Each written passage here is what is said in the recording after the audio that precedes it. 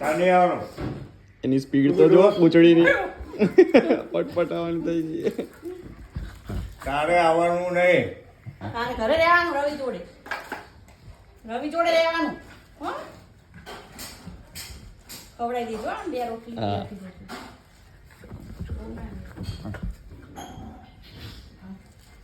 હાલો અમને 8 વાગે આપણે જવાનું જીપ કેટલી બહાર નીકળી જાય 9 વાગે કુકા જાય છે. વાંકી આખી જીપ વાંકી કરી નાખે તો મારું વાળી બન્યું